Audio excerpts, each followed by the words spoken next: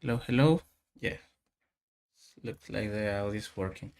Hello, welcome to this little and very spontaneous live. I think that there is no one here, for now at least. I decided to start making like my public practices of, sorry, I decided to make public my practices of Houdini and Solaris because we at Dyne, I think that we are going to need to use more this workflow and this tool.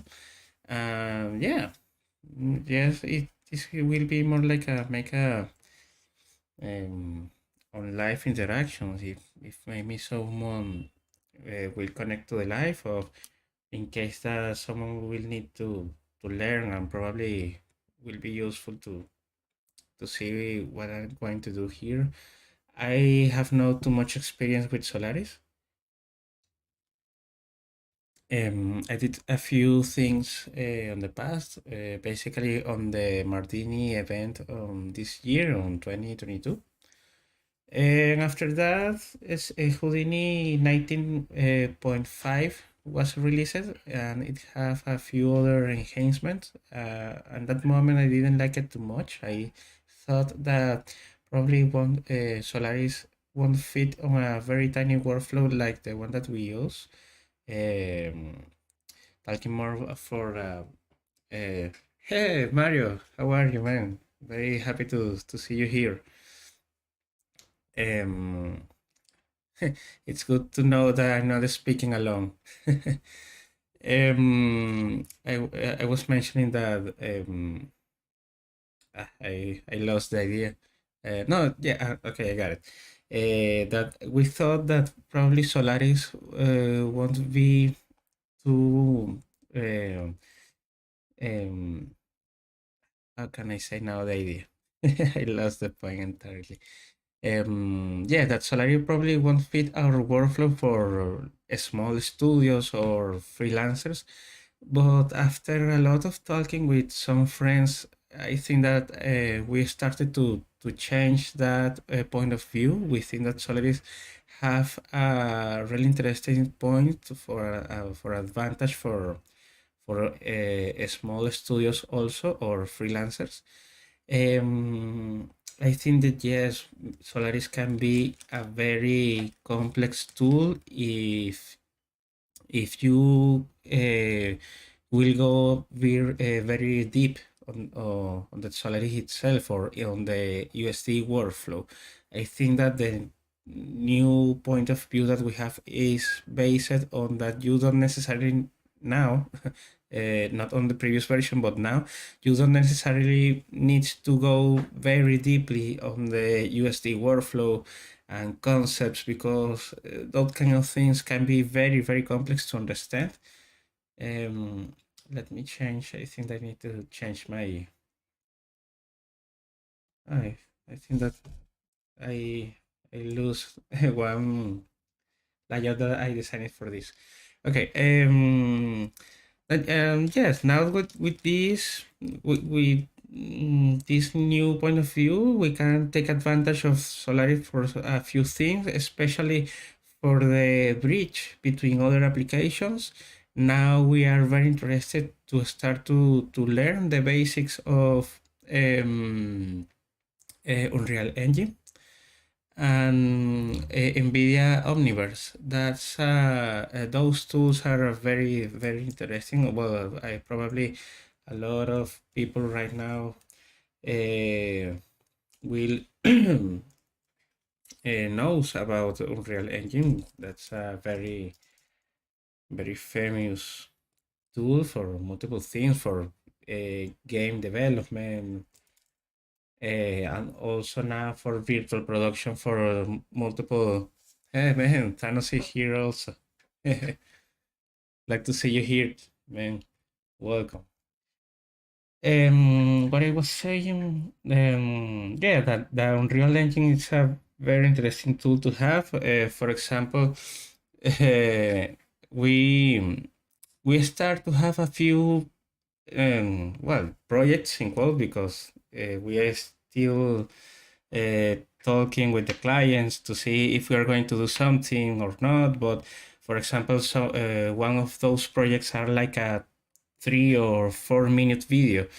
Man, it's very, very late there. Yes, well, thank you for being here. I know that you are an old like us, I think.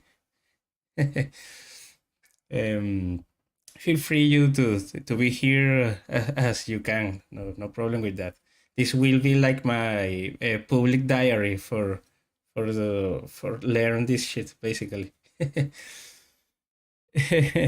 Thanks. I'm very happy that you are here.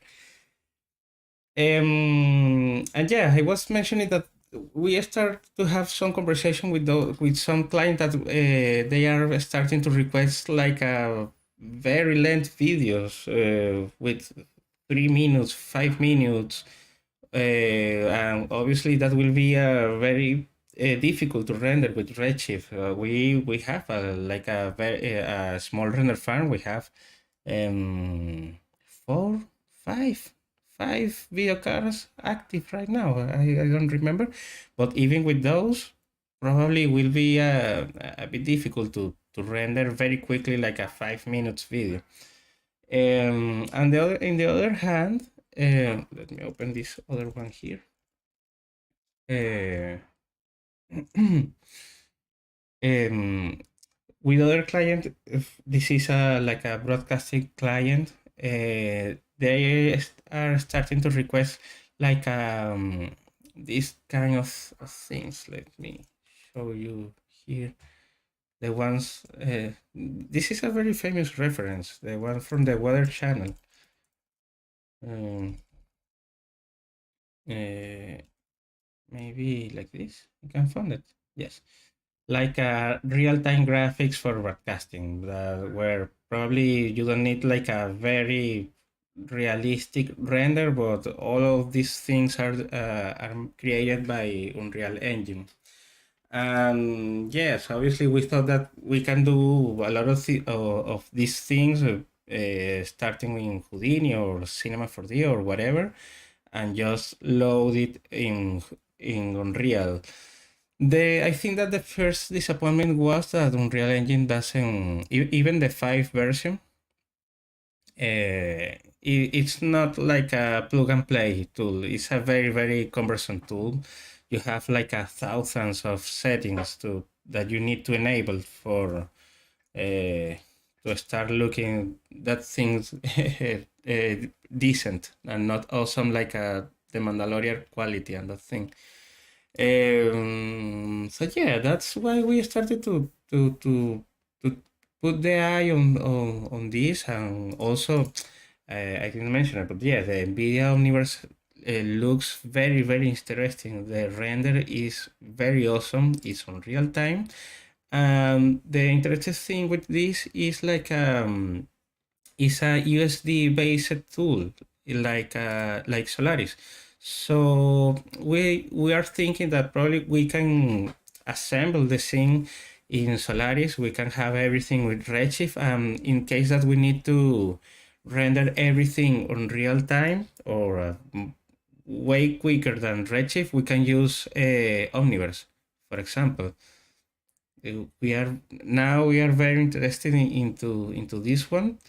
Unfortunately, I can't have it right now on my machine. I don't know what the hell is happening here, but the software is not working. I already mentioned it to the developers, and they are finding what is happening. But lucky for us, it is working on the Roberto's machine, my biz partner. And yeah, it's amazing. It's amazing. Works way better than Unreal for the uh, uh, yeah, for the work for the plug and play. If you just want to load your scene and press render and nothing more. Instead of that, in Unreal you need to do a lot of shit. It's very cumbersome, at least for now on this at the beginning of the learning curve. Um, Let me show you one image that I rendered the last week in Unreal. This this is like my first test using Unreal. Also using aces. That's a bit also cumbersome to do in Unreal or to load. Sorry. Because I don't know if you can see this on the streaming, but probably I hope that you can see it. But there is a color banding here, and this color banding appears only on the uh, on the render output, not on the Unreal viewport. So who knows what is causing that? Is very weird. And the other thing is that the depth field is very ugly basically on some parts, on this section, and also here, that thing. So yeah, that's the point. The other thing that why we're thinking on these tools or on this workflow, that probably we like to work with other people, and it will be nice, like, not limit the possibility to work with others based on which tool they are using. Let me read your comment, Mario. So your setup, you're seeing Redshift inside Houdini and using Solaris and send it to Omniverse and just renders with Omniverse. Yes, exactly. Yes, that's the idea. You can set up your scene in Solaris and render.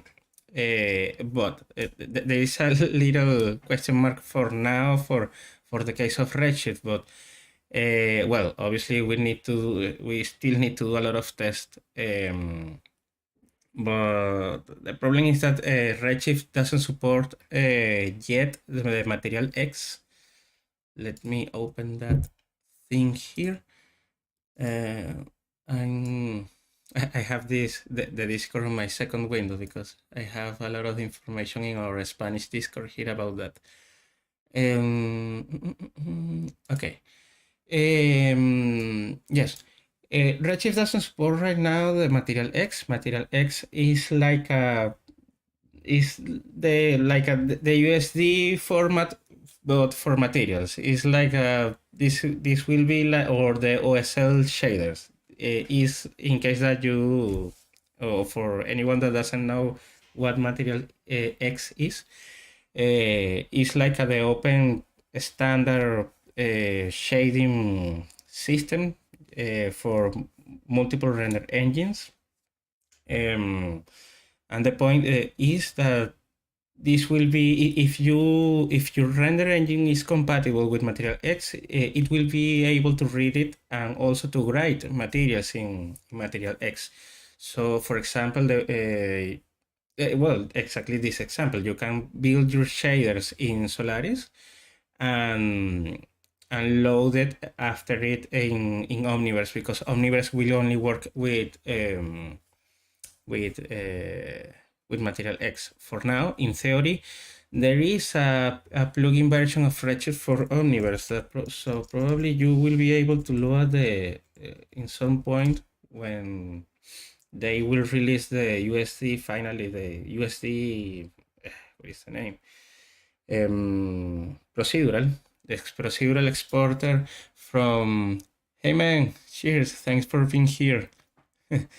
When Redshift finally released the USD procedural exporter, probably, yes, you will be, well, we will be able to load everything from Redshift directly on Omniverse, because, for example, this is not the forum, sorry.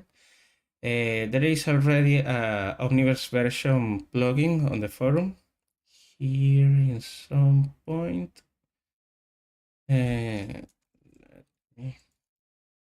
But it is already an old build, so probably right now it won't work very well, but yeah, here is it. So yes, that will be the point, just to set up the scene directly on Redshift and in Solaris, so we can render the scene commonly using Deadline if we will need to do the offline rendering, or if we need to do the real-time rendering, we can transfer the scene to Omniverse in future, on the near future, hopefully without change anything from Redshift, but on the meantime, we will need to convert everything from the Redshift materials for Material X shaders, for example. Well, there is right now here. Maybe some of you know about it, but thank God that everything now is very standardized. But the standard surface material from Material X is basically the same thing from the new material, the standard material from Redshift, because both of them are based on the standard surface from Arnold. We have the same properties, the base color, the reflection, the specular transmission, etc., etc., etc. So yeah, hopefully, well, I guess that Redshift in some point will need to hurry up a bit the development from the Material X compatibility. As far as I know right now, Arnold and Renderman, they are the only render engines that already have the Material X support. And yeah, as far as I know, Redshift already have finished the development from the USD procedural and also the USD Alembic. There is already released something about that. Yeah, in this version, the 0.5.9, they released something about the USD procedural. I don't know what exactly does this thing that they already released, but at least it's something that it's something. I guess that obviously they are doing something about this because this will be the new. No, this will help a lot of people to combine assets from multiple applications, and that will. Hello, man. Thanks for being here, Damage Jack. I thought that I also say hello to Revocolor. Yeah, Saul is also sharing a lot of this information. Un besito también para Guillermo, qué bueno que estás aquí. So yeah, the last week was a bit busy thinking about what are going to do about this, and yeah, it will be a very nice thing. Also, um,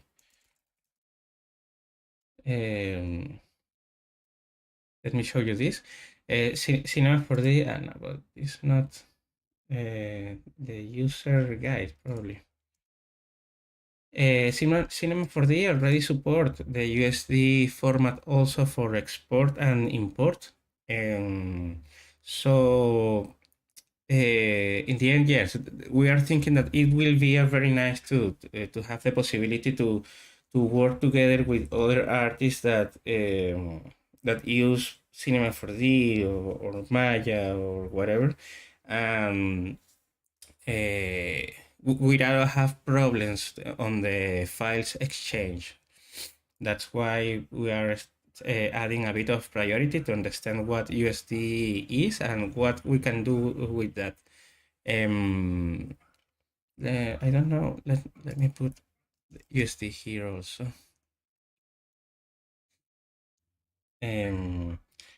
Also because for us as a studio, as a small studio, we when we work with others, we also do the lighting and rendering. So if we will contribute also with other lighting artists, it can be a very interesting situation where we can also exchange lighting information and files between applications using this format, because the magic thing with the USD looks like that it supports everything. It supports cameras, lighting, animation data, attributes, and a lot of things, except, as far as I know, rigging joints. I think I'm not sure about that. And yes, I don't know how I can remove the USD highlight, but yes, as you can see here, Cinema 4D also can unload and use the USD format.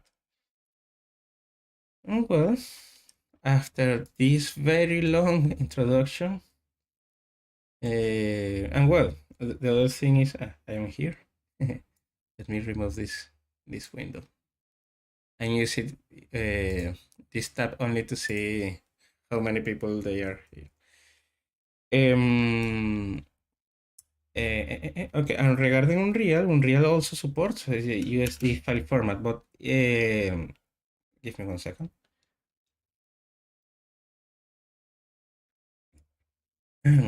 Unreal support that format, but they are not fully supported yet. For example, Unreal doesn't support right now on the 5.1. I'm looking for other link here on my second screen. They have like an open roadmap development also, and the 5.1 is like a beta build that you can download, but they didn't release it everything yet about that. Maybe if I put Real Engine 5.1 roadmap, maybe. They already have planned to integrate the Material X support, and also they have no, this is not the link. This one. They already have an integration with USD. As far as I know, their implementation is not fully support all the property of USD. I'm not sure about that. Thanks, Mario. Take care and have a good night. So don't worry, man. I'm very happy, very happy that you was here for a bit. So yeah, let's speak later.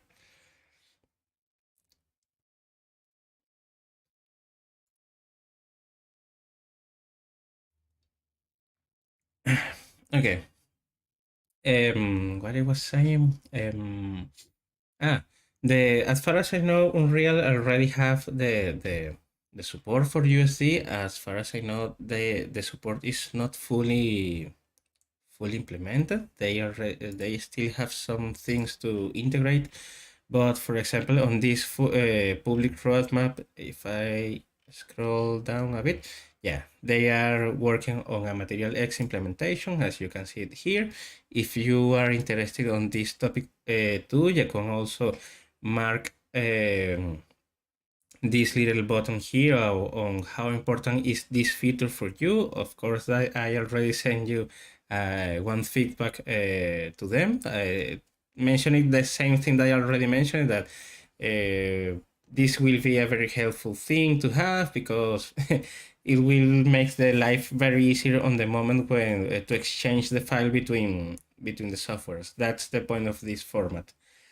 And also the same thing for the USD format.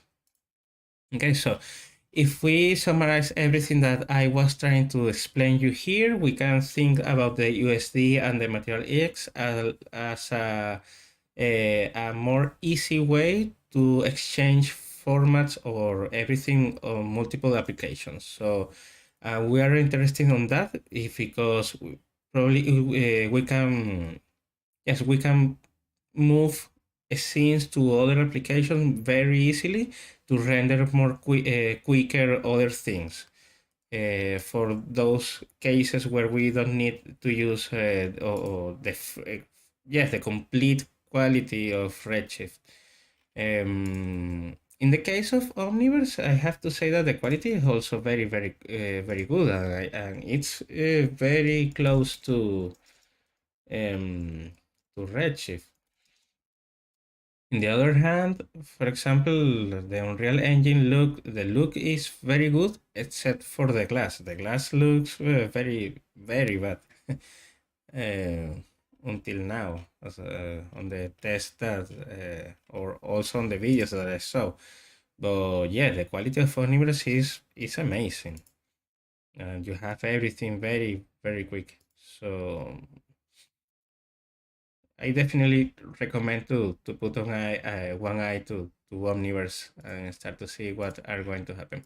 Okay, let me close this and let me go to Solaris and start my little practice. I already know that the first video, the first introduction, are going to be a very very long with a lot of information. Uh,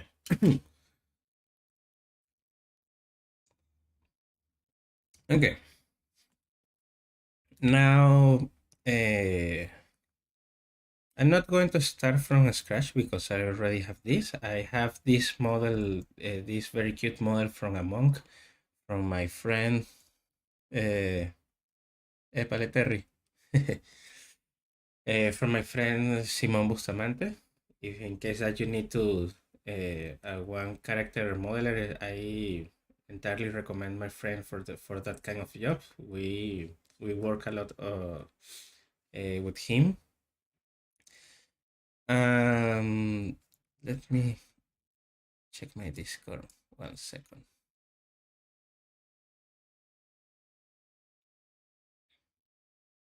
Okay.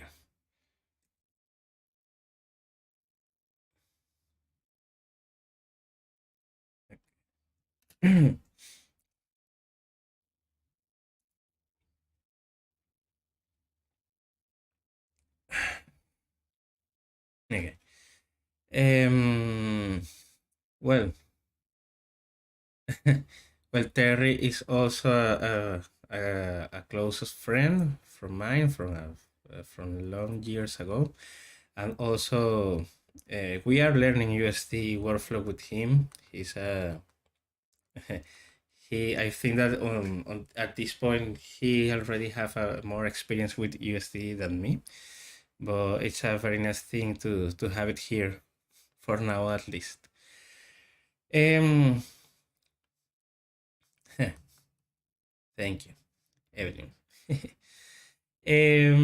I think I was thinking this week we can summarize the Solaris and the UST pipeline on two categories.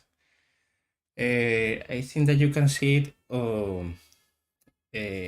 Yes, you can think on it about.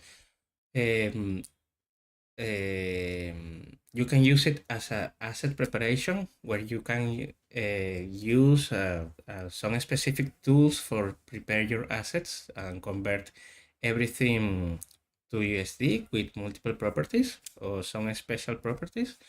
And the other one is yes, the main usage, just to make the layout from your scene and render whatever you want. Okay. In case that you want to make some tests with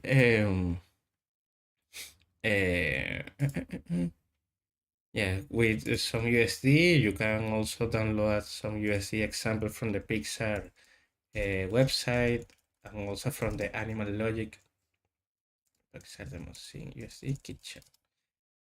Also from the Animal Logic website, they have an open source scene, very nice scene also, very heavy too.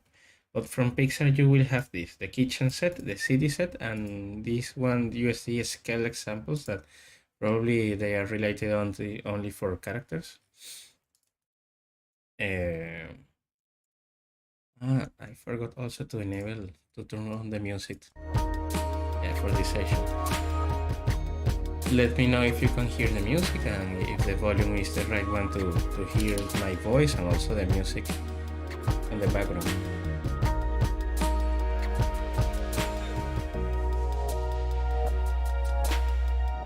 Not really. I didn't make anything with Houdini yet.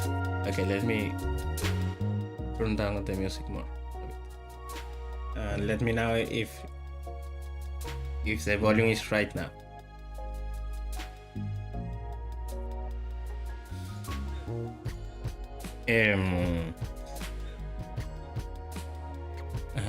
Okay. No, you you arrive on the exactly moment where I'm opening Houdini, so I didn't mention anything. Only the two categories about I was mentioned.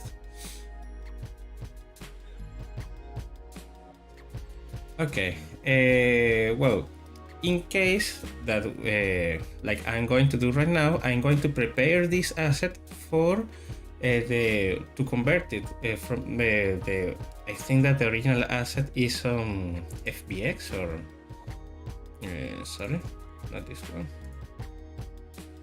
or in OBJ. Yeah, OBJ, and I have multiple textures here.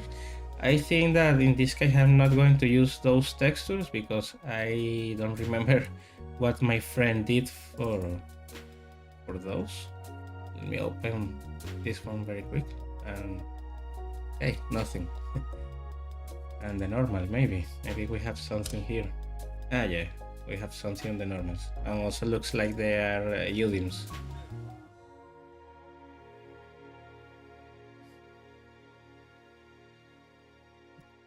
Yeah, probably we're going to use them. How many time already have here? Half an hour. Yes. Since Houdini 19, we have this little setup for preparing our asset called Component Builder. If I wrote here with the tab menu Component Builder, I'm going to have the exactly same amount of nodes like you already see it here. This is like a preset. This group of nodes are one preset to save my USD file with some specific properties, and yes, to define the asset, I will need to move or create my asset here on this node called component geometry. Also, let me remove my camera from the stream because the image, oh sorry, the section of the interface that I am hiding is a very important one that you need to check.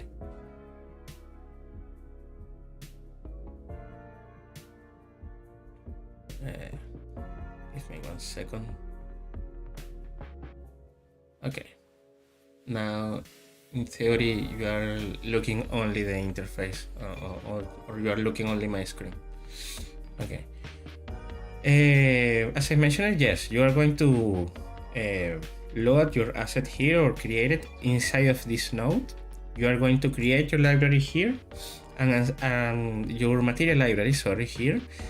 You are going to assign your materials here on the component material, and you are going to export the asset as a USD file here, okay, on the last node. In this case, I'm going to enter here, and I have also I can do it again from scratch. Okay, when you go inside of the component node, you are going to have these 3 colored nodes that are designed for specific things, okay, just to create some specific output from your objects. The first one will be the geometry. Okay, obviously you can read the documentation that SciFX already left here.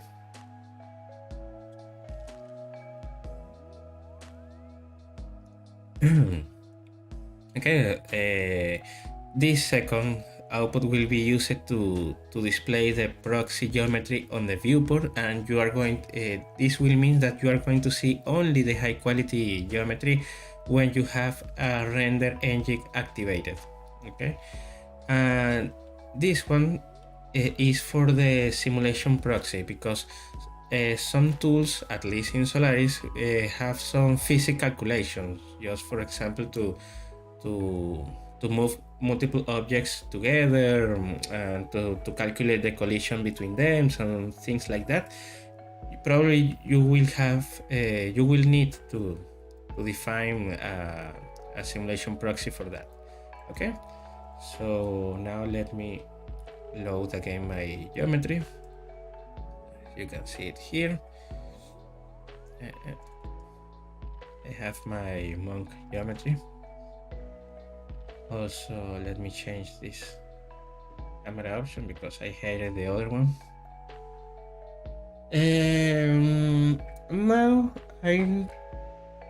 if I press the middle mouse, I have my one material assignment by default that I'm going to delete, and also I have one group that is called Buddha Statue Low from Low Poly, and the UVs, the normals, and the position. If I press the space on 5, I can see the Udins from the geometry. That will be a very fun thing to learn how to load the Udins on the streaming. Okay, the first thing that I'm going to do, I'm going to delete my original material assignment because obviously I don't have anything that material created here on this scene. Call it the unwrapped checker shader. I don't know what it does, or what it is. Obviously it was a material from the original scene from my friend. And let's say that I want to use a more high quality version of the topology. I can make one. Good to know that Omniverse already support UDIMs. That will be a very important thing also on the everyday workflow sometimes. Okay, I have, let me disable the texture visualization here. And also, yes, we can say that we can use this one. I think that for today, I want to save this asset as USD and maybe create like a basic scene with a basic 3-point light configuration, just because we want to make some USD tests this week. And it can be very interesting to have the one original USD file to make tests.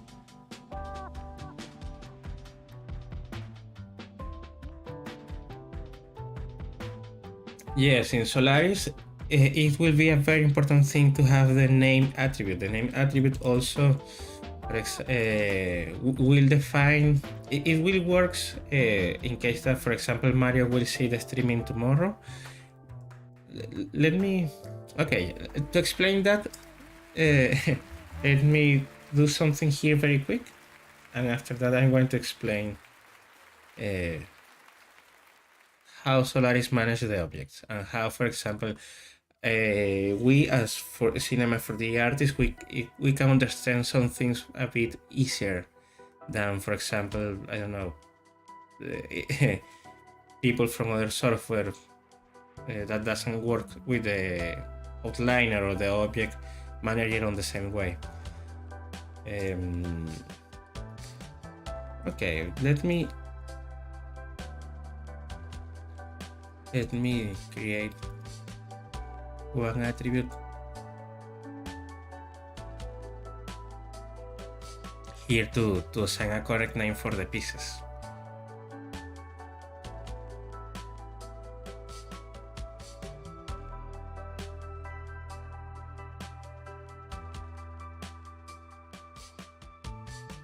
Let me see what I have here. Let me disable this visibility. Okay, I have my hands, I have the head, and obviously the body or the cloth. Okay, let's create a name attribute for those. This one will be the hand, right? Actually, it's the left one from his perspective view. Yes, the split primitive from the Audi tools helps a lot for these kind of things. Also the head. also the body plot. Let me, you know what? Let me switch from my custom UI because I prefer this one to work on subs. I have more space for the nodes. I hope that someday I can have a 4K monitor. Okay, now let me merge everything again. Okay, here is it. Let me do the subdivision in other point after all the name operations.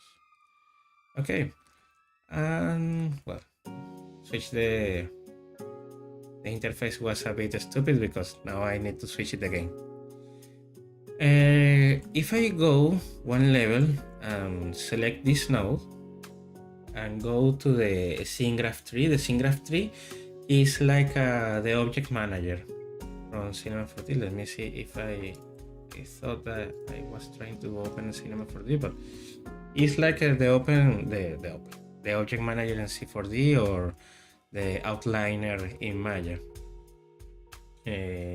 Basically, you will see here all the things that you have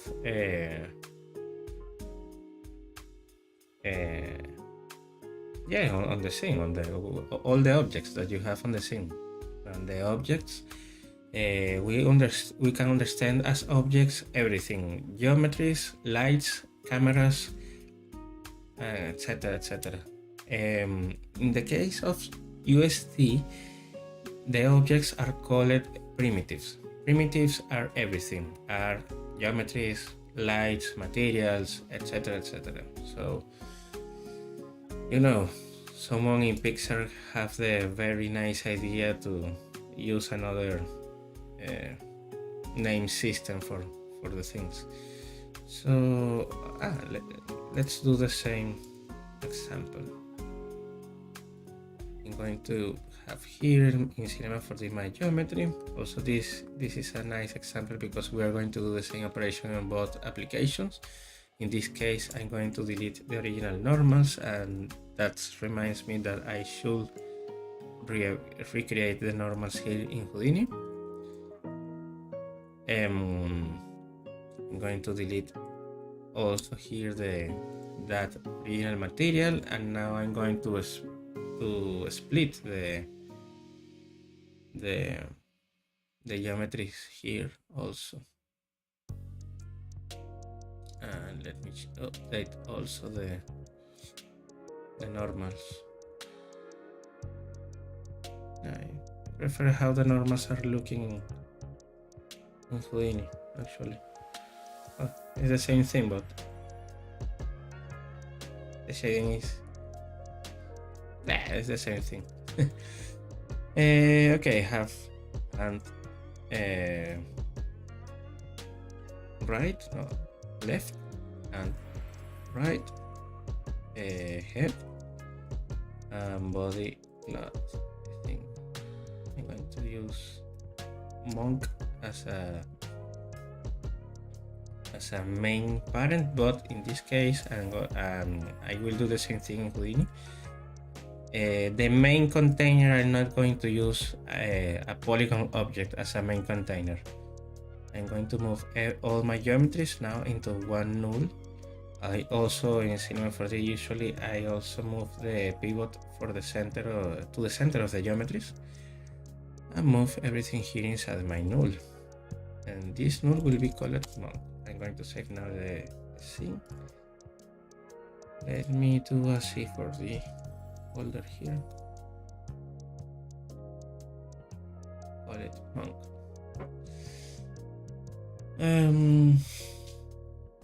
Let me see. Okay.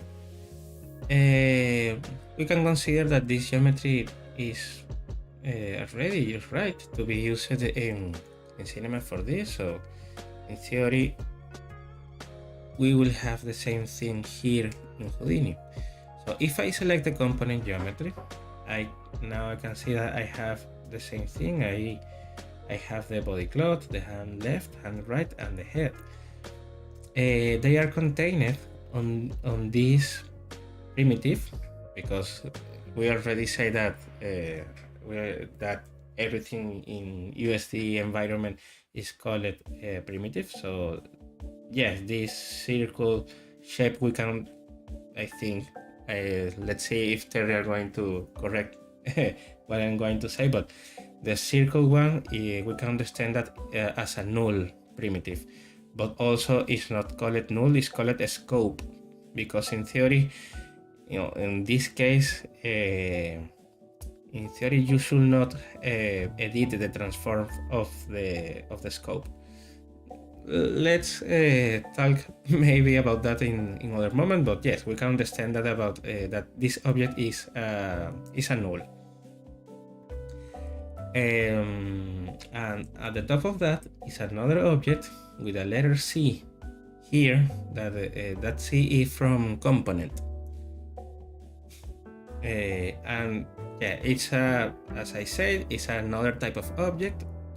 But just because, and I think that I can go to the Solaris help to show you a little useful example that I saw yesterday to understand how the hierarchy from the USD should be, but in this case, like the good practice.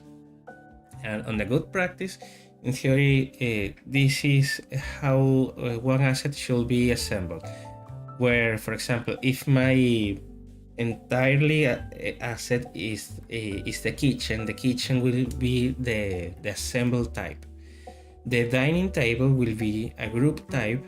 The chair will be a component, and the shared elements, the legs, shoulder, whatever, should be the subcomponent. Now, here is the first thought. We should use this rule for everything? Not. On my little test that I made on the past, no, obviously you don't need to, you don't necessarily need to make all your hierarchies like a very perfect type assignment, but it will be very nice if you do the best practice for them, because that really allows you to make some procedural manual selection more quicker on the future. So hopefully, yes, you should do the assignments right. You can learn a bit more about this on the CG4 Solaris free course, in case that you want it. This one. Yes, this one, Learning Solaris. It was a very nice course, so save that in your mind. Xform. Okay, regarding that Xform is used a lot, I remember that in some moment in the past, I don't know if this is still the case on this version of Houdini, but in some moment, at least in Houdini 19 on 18.5, every new primitive, every new created primitive was created as a Xform primitive. And basically everyone was lazy to change the type. So probably that's the case that you saw a lot of Xform primitives on some hierarchies. The benefit of doing it like this is not just to save from you getting the 3D, yeah, exactly. Also, like you said, it helps with selection. Yes, that's that's one of the most powerful things about Solaris, that you can make a selection based on the type of elements. So if, for example, I want to select the component, in theory I will be able to make a selection directly here. But if I want to select subcomponent, that in this case probably, I'm not sure, but I think that this is where the gray space stands, because I should define each part of the geometry as a subcomponent? Probably the answer is not, because this in this case, in any moment I'm not going to move the hands of the monk to other part, right? So I'm not going to move the head on different moment to the rest of the mesh of the body. So for example, compared to other examples like I don't know, the table. Let's go again to the table. But if I have if I have the table with plates and glasses, probably the table will be the component, and the glasses and dishes and plates and whatever will be my subcomponents, because probably I'm going to use the subcomponent level for multiple things. If I'm going to animate the dishes or the glasses or whatever. Okay, so let's finish this one. I'm going to use let me move everything here after talk a lot. I'm going to use for the proxy geometry I can use my low poly version of the geometry, and for the simulation proxy I can use a reduced polygon version.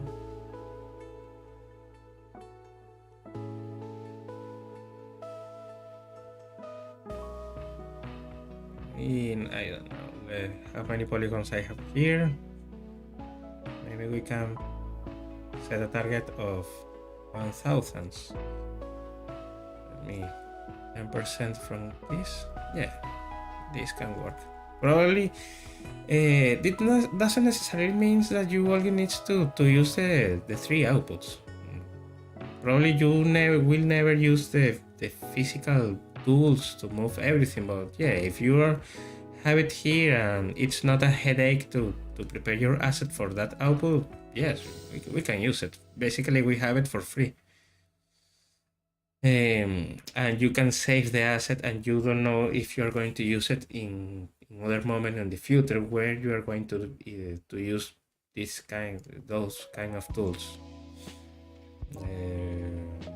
What other things? Okay, we can, for example, to have a good practices, we can delete the class attribute because we are not going to use that, and also the group, because that group is basically assigned to all the polygons, and we don't need that. Okay, we have here the basic. Probably most of your asset will look in the end like this, only just having the position of your points, the name, the normals, and the UV. In the most cases, you don't need more than that. So we have here our fully reduced version. I'm wondering if probably the fast remesh can do a interesting thing here for us.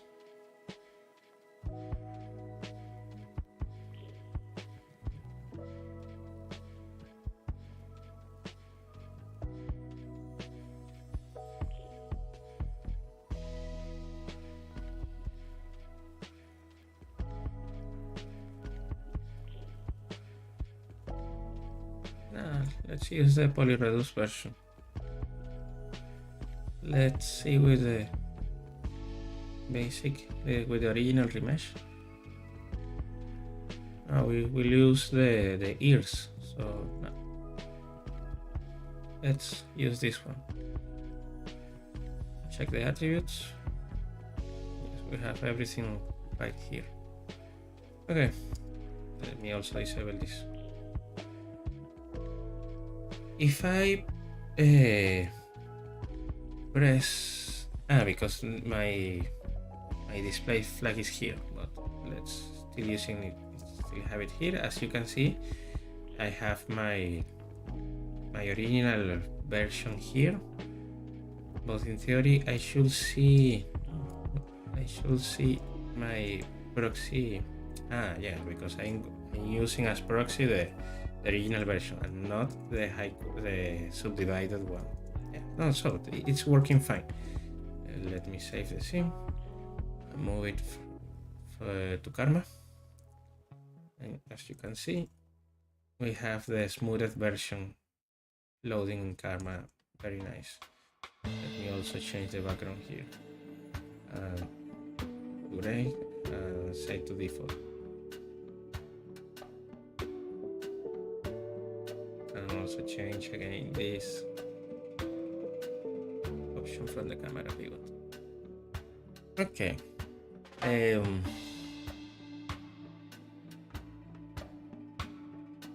I didn't know about that. Where are those filters to change the proxy visibility?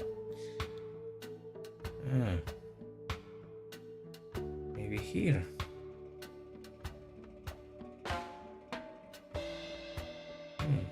Which one? Maybe here, no? Those are the render layers.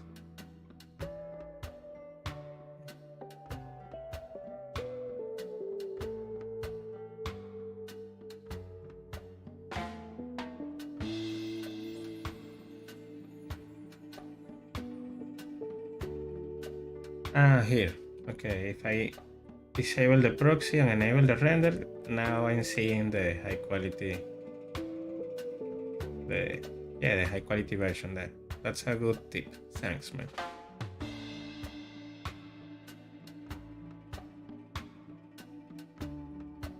Okay, now let's open again my scene graph. As you can see here, this preset is already creating some hierarchy for us for the geometry. Here we have our elements.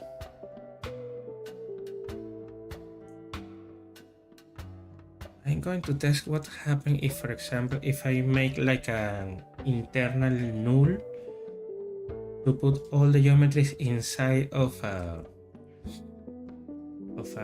monk object like this one. Let's see how Solaris will interpret that.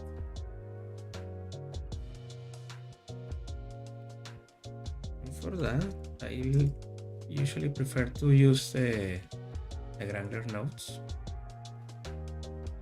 because after some practice they are very easy. They are more easy to use for some specific tasks. In this case, I just want to add or to append something on the names.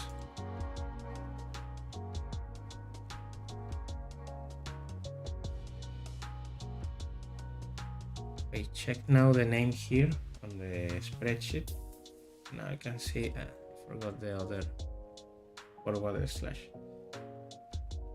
I can check the hierarchy now here also to have it more exactly the same thing like in Cinema 4D.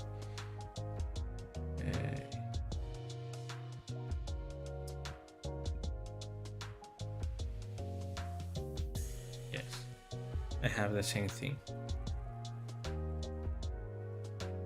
So let's see how Solaris will read that.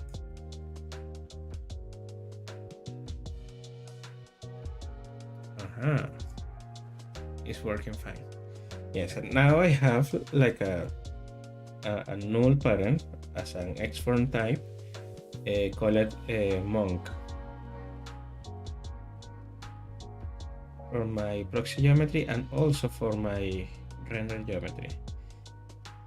I don't know if that should be needed in this case for Solaris, but yes, I just wanted to make the test. As far as I know, if I want to change the type for that primitive, I should use a configure primitive, if I remember correctly.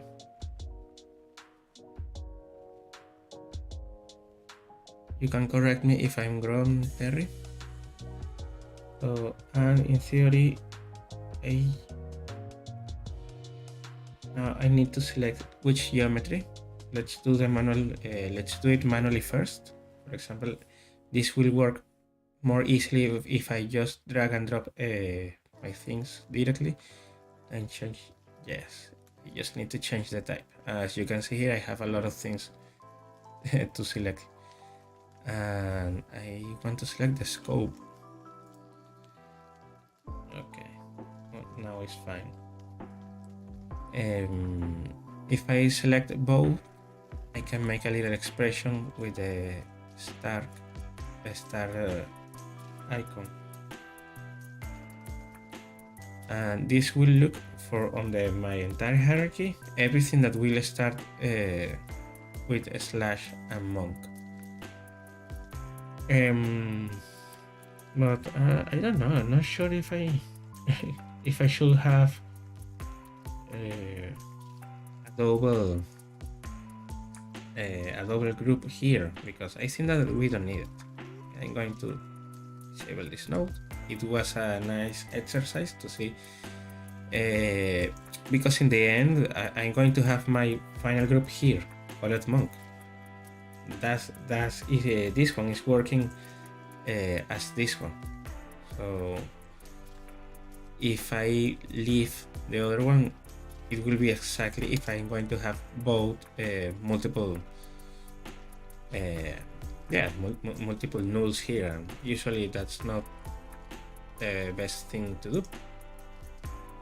Okay, so let me save again my USD. Right now we don't have anything here on the materials. Let me rename this component.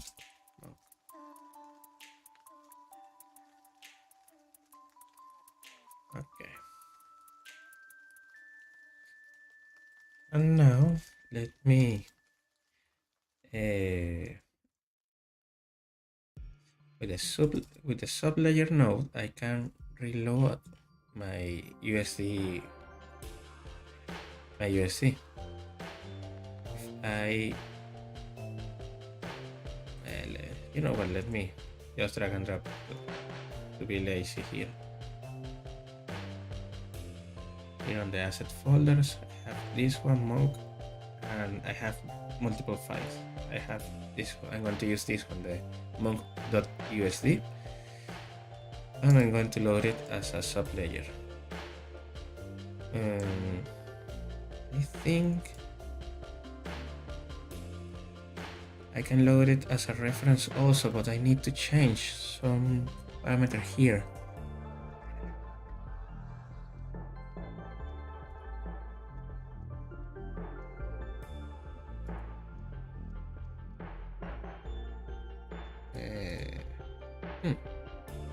I don't remember. I need to load it as a reference. If you remember, Terry, in case that you're still here. No, yeah, if I load it as a sublayer, yeah, it will be loaded here, but also I think I'm not sure if the correct method will be like to load everything as a sublayer. Probably on the stuff that I was reading yesterday, it should be the reference, but now I forgot the method to be loaded as a reference.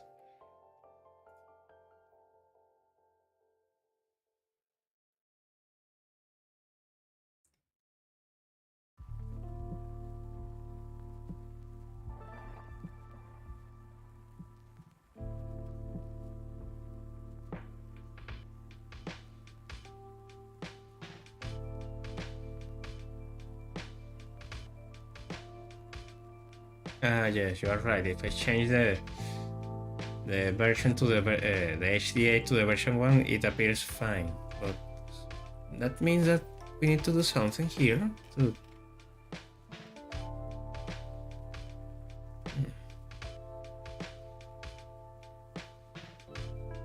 I think that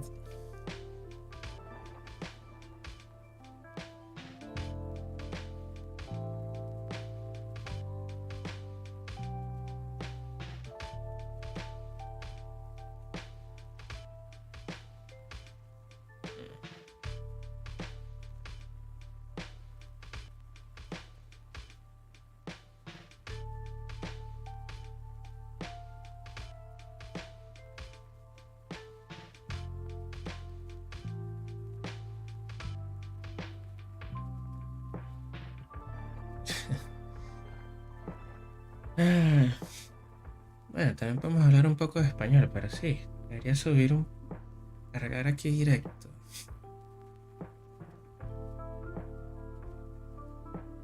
Yo creo que es por esto.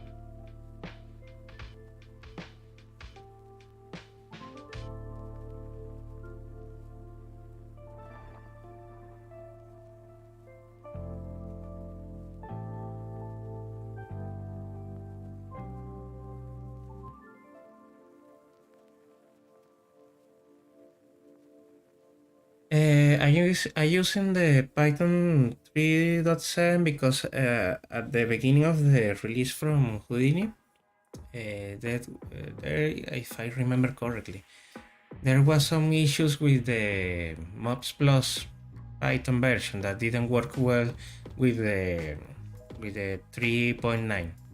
So yeah, well, now the Mops Plus works pretty fine on both versions, but yes, we just keep using the 0.7 also because I'm a bit dumb actually. But there is something that I really hate from the let me create a geometry node. And if you create one file labs file cache, as soon as you create a node, you will have an error on the 0.9 version. I reported that, but it's not a critical error. It's a little warning that they have some Python issue, I think, or a bad translation between version. But I just hate the warning, the little pop-up, because we use a lot the labs file cache. We don't use the normal file cache. We prefer this one because we can delete some caches here directly. And yeah, just only for that stupid thing. So don't pay attention for that. Right now, I think that both versions should work pretty fine. And the most important thing, Mops Plus works pretty fine on both. Well, yeah, I don't know why the reference 2 point doesn't work. In this case, I don't know how the setup should be, but yes, let's use it like this one. If I check let me delete the sublayer because I'm going to delete it just because I don't understand yet how exactly the layers work on the USD environment. I'm going to try to check that that concept this week, maybe. But if I select the reference, this is in theory. Please let us know if I'm wrong. But this node will do exactly that. This treatment will be for reference everything that you put here. And here I have the path of my USD file. I'm not going to bake the USD file into the scene. I'm after this point, I'm going just to load it as an external reference. Okay, Terry. But for example, as you can see here, now I'm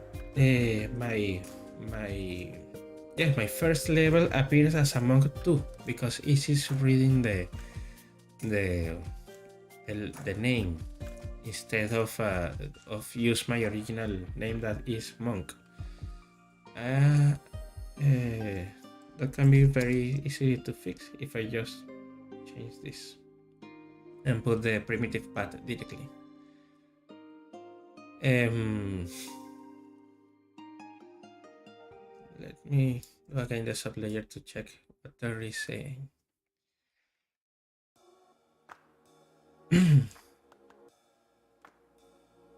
Okay, if I select the sublayer, it is loading exactly as it should. I can see the monk here, but also the layer is changing.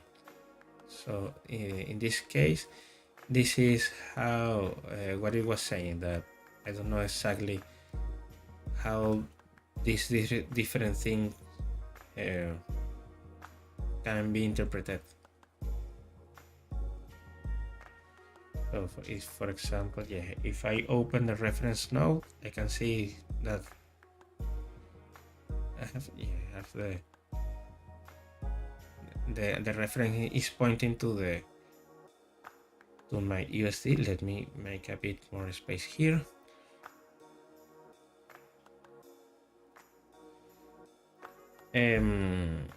Yesterday I read that the class thing is like a special metadata that will travel together with the USD file to make some selection internally more easily.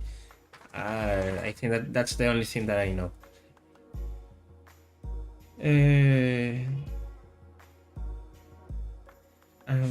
On the sublayer, let me open this window here. I'll also make one ping here to compare both situations. Okay, I think that we have a no, I think we don't have a difference internally, because here this one, the sublayer, is loading the USD as a layer file. Internally is loading the payload.usd, and the reference is loading the layer as reference, but also internally is loading the payload. So yeah, I don't understand this part, so probably we don't need to understand it right now. We can just go with whatever method. Yeah, I'm going to use the sublayer. Okay, let's do our 3-point light. I'm going to create a light. And if I remember correctly, for example, I use when I work on Solaris back on the Houdini, I was working with this method. Like I combine everything with the reference node, because just to keep the group of objects on multiple on different streams. Because in case that I want to export my lights only to be used in Solaris, I can just put one USD ROP here and load the USD files in Solaris in Omniverse later. But well, we also need to see what is happening. Maybe we need to change again also the same thing for the type, because now it's working differently. Okay, but let's check our light. I'm going to change it to rectangle. Also, now let me enable this. Now at this point I forgot how to use the commands from the... No, Omniverse is still broken on my machine, man, unfortunately. I forgot how to use the very awesome tools from the lighting in Solaris. I think, yes, I just need to change it to specular and click on the surface, point the light. At this point I think that we can switch to Karma, and I think that We are not seeing the correct representation here. Okay, now.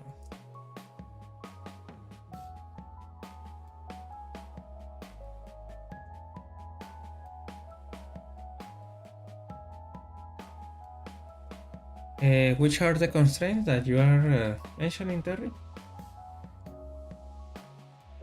Which is the B? With a B, you can scale light, but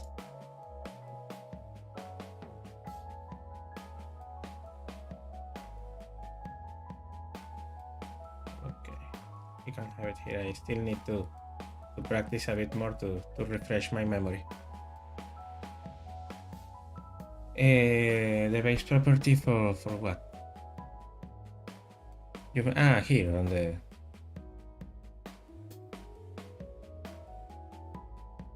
light, but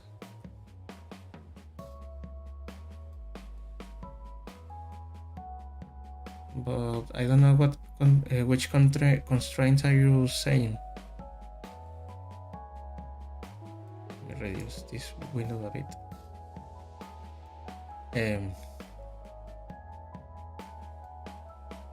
This one. The look at. Yeah. Okay. The original behavior. Those are nice. Yeah. No, well, I in Solaris I prefer to use this one. I think I really love it. If the typical thing, if I want to add, just you can select in which parts do you want to make the light. So that's pretty cool.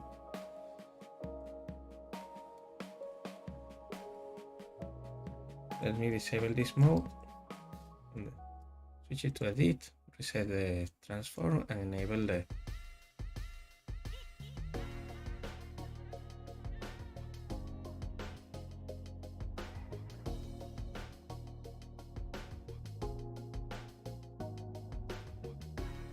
this is what are you saying, I guess. Yeah, the common workflow.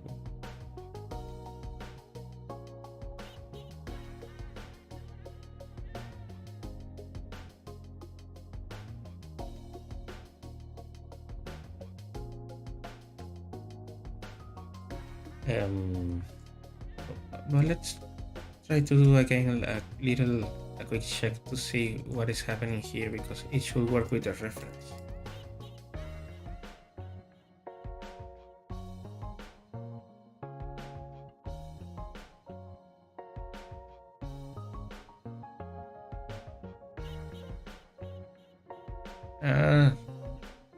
That option of the lookup it sounds very good. Yes, I totally forgot how. Maybe if I open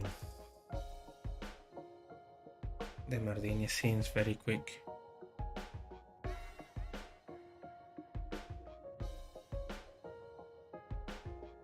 Maybe the layout.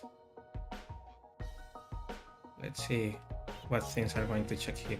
I can send you those scenes later, Terry, if in case that you want to check them.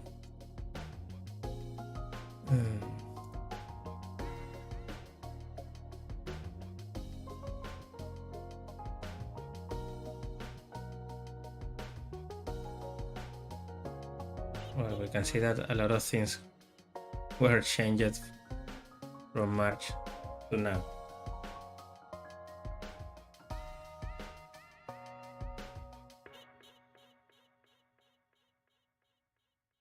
Well, in the meantime, if that file will be open.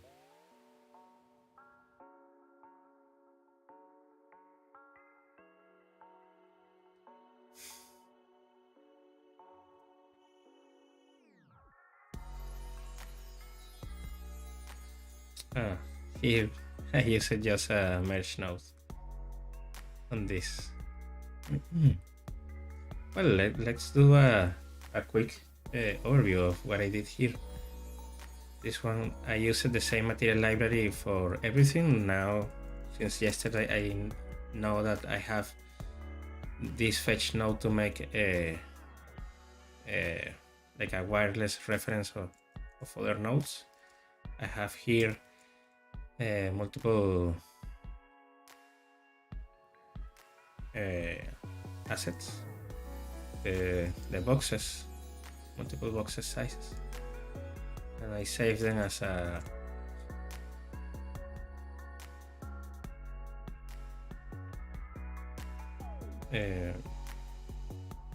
yeah, the multiple assets that I was using here. And here I guess yes, I create this basic scene using the subs import. All this operation happening in subs without a cache. In this case, I should be using a cache to convert all of this as a USD version. And with the layout tool, I was adding the multiple assets very quickly here. It is still working even if I don't see the asset here on the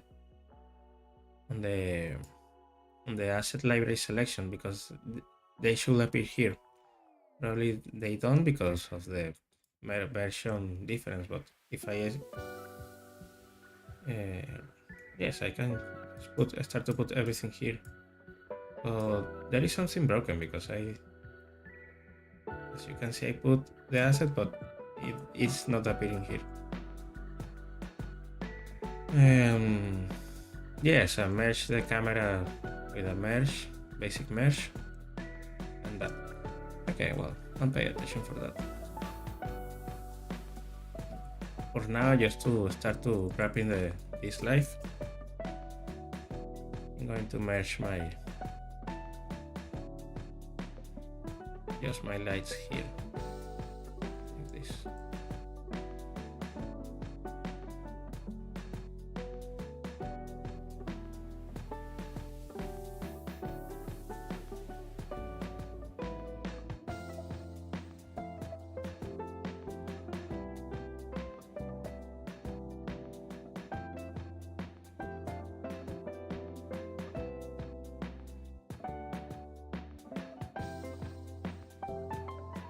You're telling to use the camera rig, well, the camera example that you sent on Discord. I think that I downloaded it.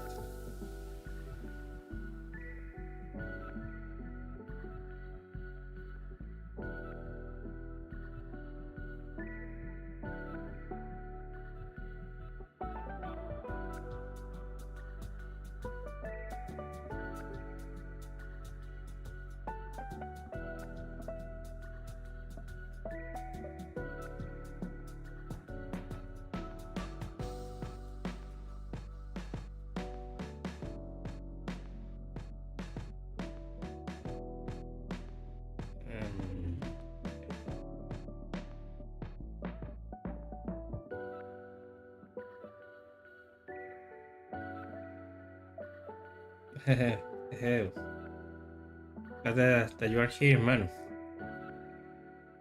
Welcome. I am almost close the live, but yes, I'm glad to see you here, man. I think that I can take a look for this method by tomorrow, because yeah, I know that you are using the lab import here to see everything, and you are making the camera, and again you are loading the camera with the scene import, right? Yeah, exactly. Because I want to start to wrapping out the live, because I want to continue seeing the Guillermo del Toro, how it is in English, Cabinets of Curiosities. I think we're seeing that series right now, and it's pretty cool. The structure, the scene graph. This is a very nice note, because you are. Let me switch to the Solaris interface. Right, I understand it. You are adding this geometry null here.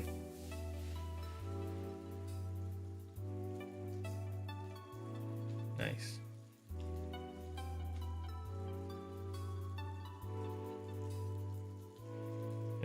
this is a very useful one. And flatten node input layers. This is the kind of thing that I don't understand. In which moment do you need to enable the flatten, and in which cases not? That kind of things is still very confusing for me.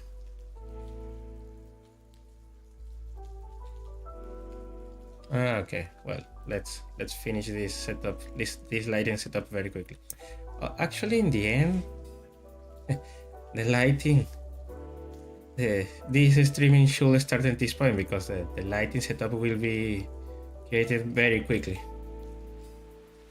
That was the original idea for this streaming. We are talking about multiple things, and actually the original thing that we are going to do is a very quick one. So let me enable the display flag here, check my camera. I'm going to use, let me change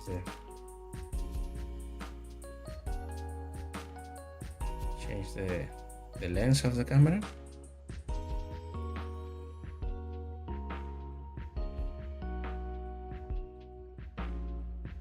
It's something very basic like this. Maybe because the object is very big, we can, let me switch it to the other viewport. Sorry, the Houdini here, and disable the lights.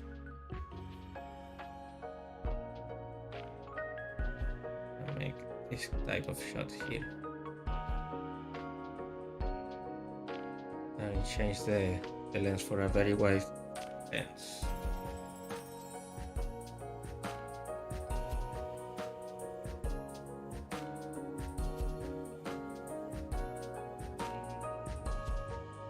Yeah, something like that. A very interesting shot, like a very big monument. Let's keep the camera very close to the floor.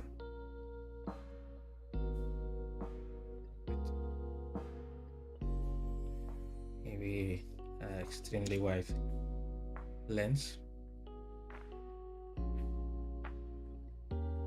Yeah, something like that.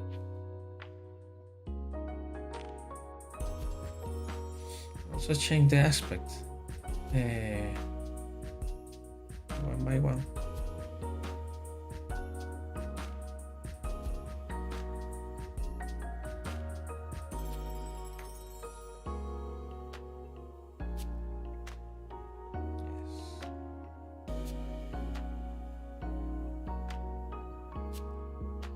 This looks way better.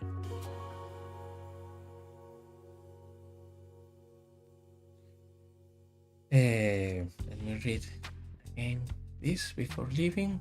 I had a problem with the restructure last time. I lost some of material for some reason. That's weird, because if you are assigning the materials before the structure before the restructure, I think that it should not break anything. Okay, now let's check what we have here in our organization. We have the monk. For example, we can use the restructure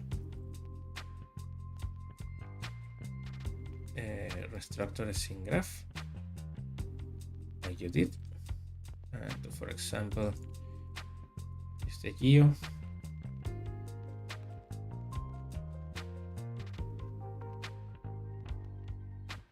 And check our structure.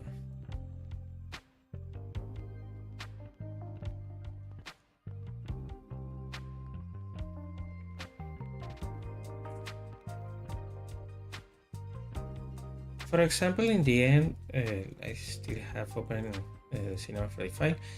For example, we have this little script, this very old one, set organizer, where we create multiple main nodes for the organization purpose of the scene, to find everything more quickly.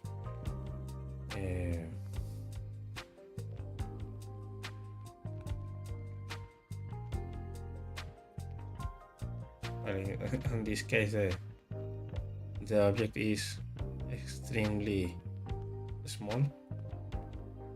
But in theory, we are doing this exactly the same thing here in Solaris. So, achieve light. It should be in the end something like this. Okay.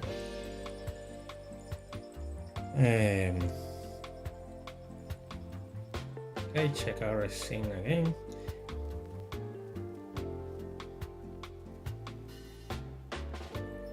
Let me also change the type to be an X form also of my geometry.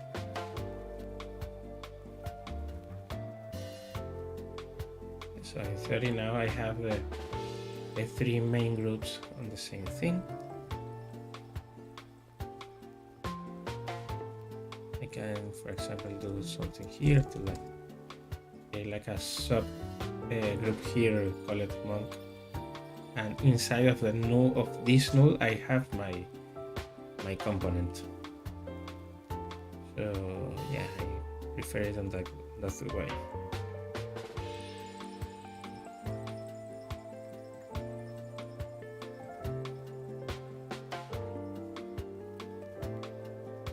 Now let's create the other lights very quick to finish the life.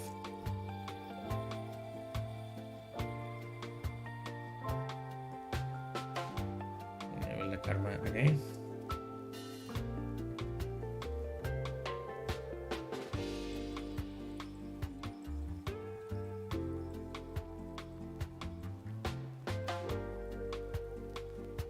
Just the basic rim light.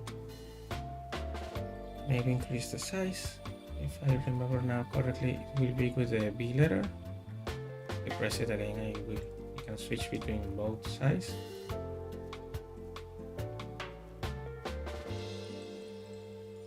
Obviously, I can check here the hint to see which commands I should use.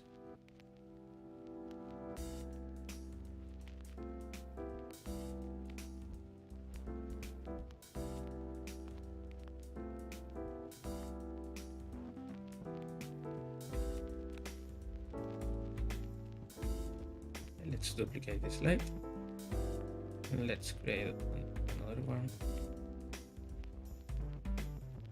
and change to the other modes here. Let's go to our camera. Make something like this, very dramatic.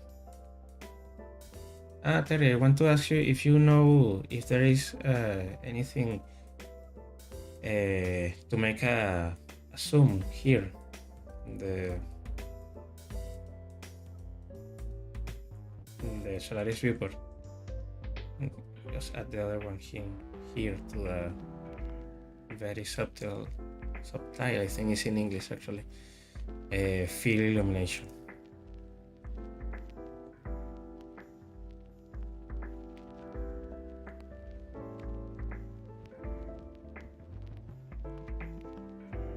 Let's add a bit of color temperature.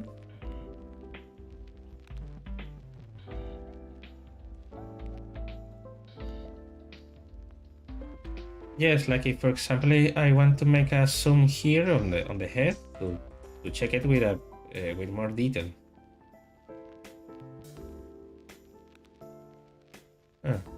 Who knows?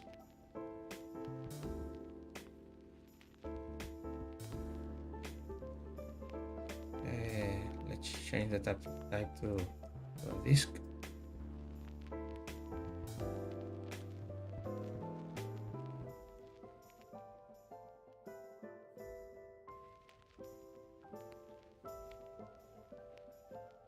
I'll update the names.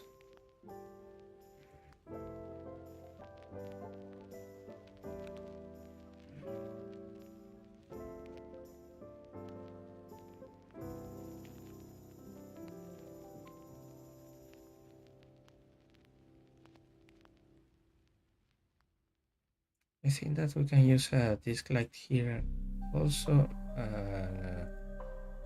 yeah, a bit smaller and with more intensity.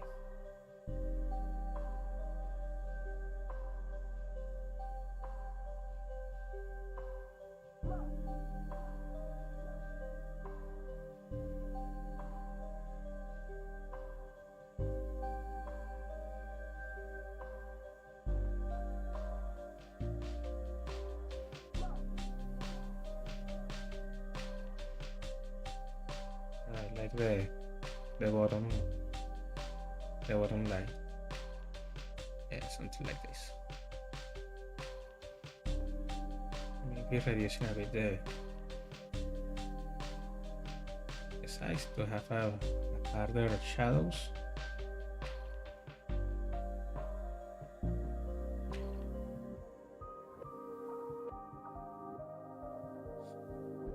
And of course, I can switch also to do the same thing with Redshift instead of Solaris.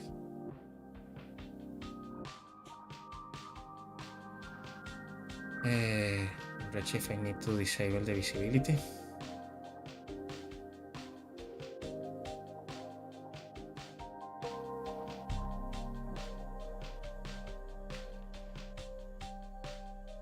Yes, I like it. It should work.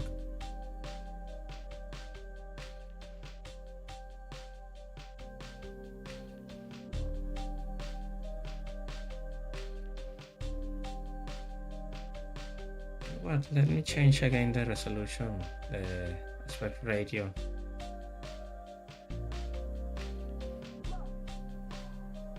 To an HD, because we can use it, I don't know, this image for a future stream or whatever.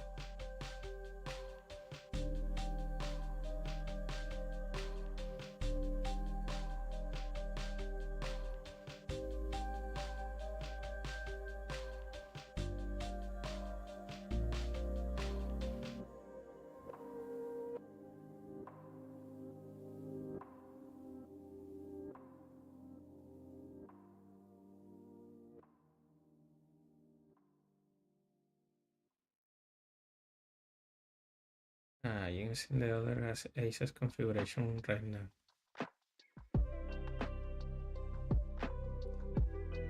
Let me close this file very quick. Change the ACES and I am reading right now. Now I'm using the custom configuration from Saul Espinosa. It's a very good one. Let me open the file again. We are almost done here for now. I think, well, my original plan was between 1 hour and 1.5, but like always, we talk a lot. Okay, this is what I was looking. And I see that I immediately have a problem here.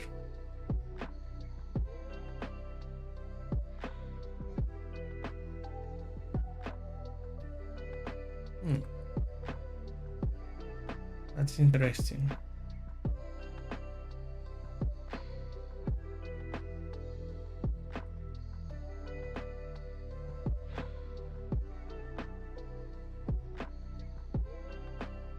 Why is not working?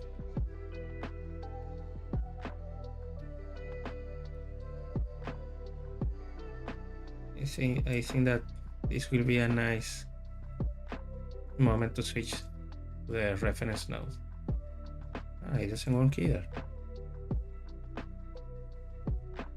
Probably because something from ACES is saved on the USD file.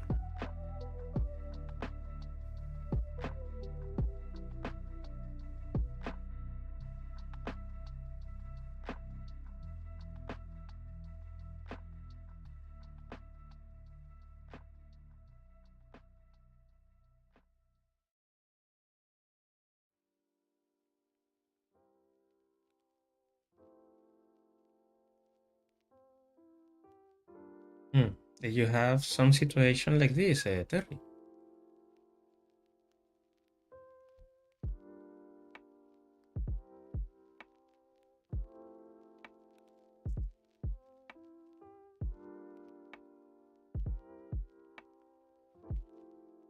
We need to rewrite the USD, but what a weird thing.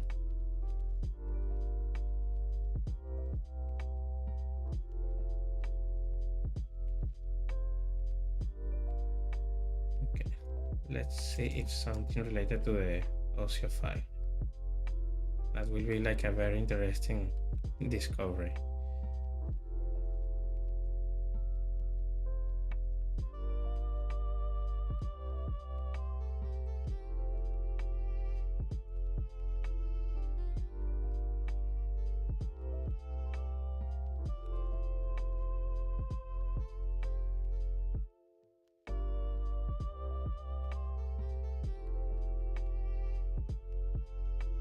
Suddenly I restarted Houdini and suddenly the USD wasn't loaded on Solaris. Well, the problem persists. Let me rewrite again.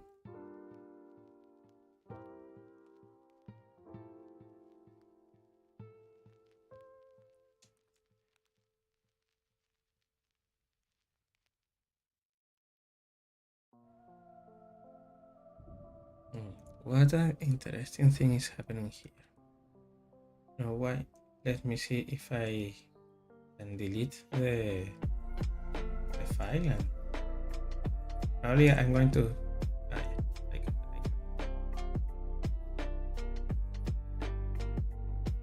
okay. No, something happened.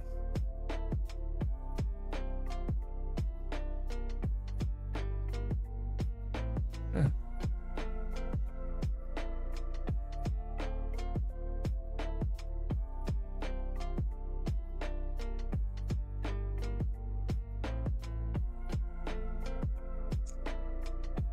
The joy of USD, guys.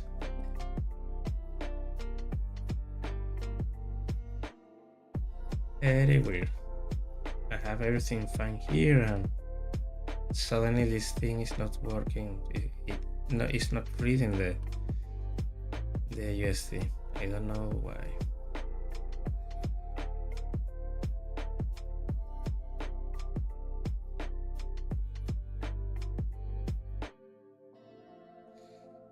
Let's try to check the file very quickly here with this USD viewer.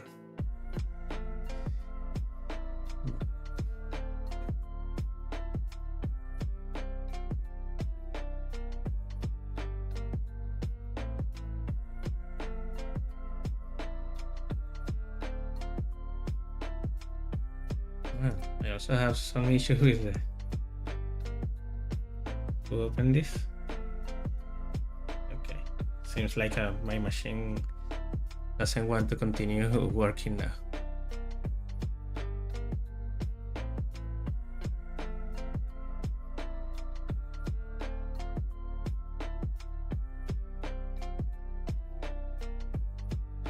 Let me close Houdini, close Cinema 4D.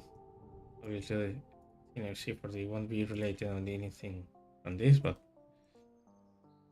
just to clean the house a bit. Let me close this and this.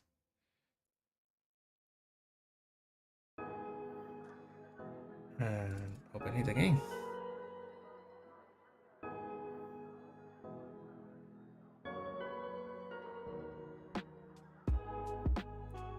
Turn off and the processes accessing that USD and try it again.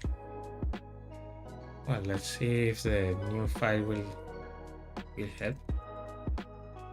Okay, this looks fine here at this point. Let me open another Houdini session very quick.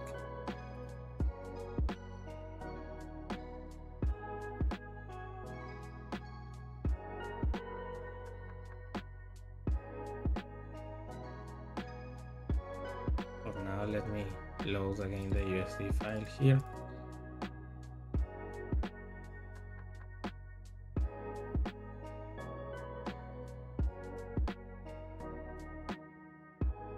Nothing.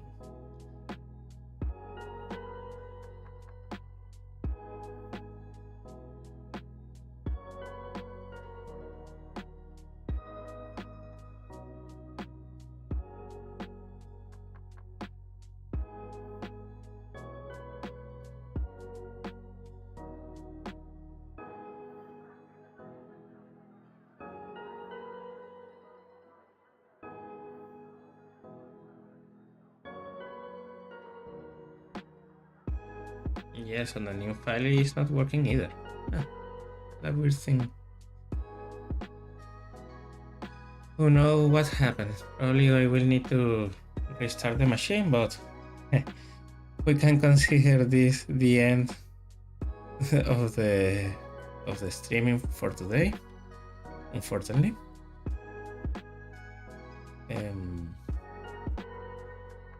Yes, because it's not working on the clean file either.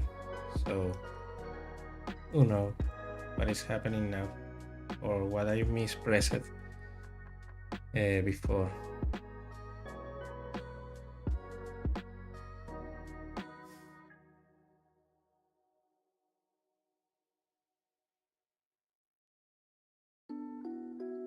Well, don't worry. We finished the basic setup.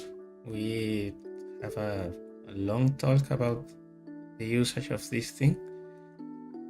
Well, let's see if this thing will work tomorrow. Just to have the the render that I wanted to have for my Twitter channel. So there is not too much things to do.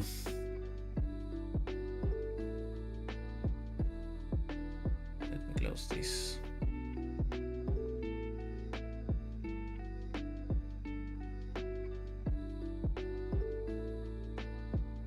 Yeah, I will send you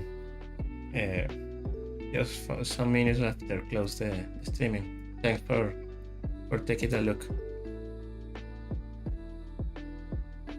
Let me. Well, in which screen we can?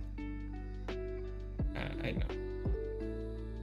I'm trying to see in which screen we can close the streaming.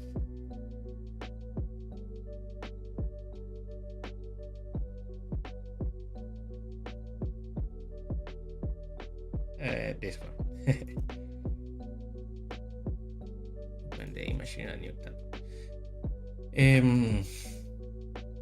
Okay, guys, thanks for being here. It was a nice moment. Let's see if we can do some more lives more often like this one, without too much planification and just trying to do some things. Solaris, unfortunately, will happen more things like this because I'm learning Solaris, so this is different than me trying to do something in mobs that is something that I already know how to use, and I will be able to teach you a lot of things with that. Obviously I have planning to do more content about mobs and Houdini, so let's see if on the beginning of the next year I can do more content about that. So yeah, thanks for everything. Speak later and see you soon. Bye bye.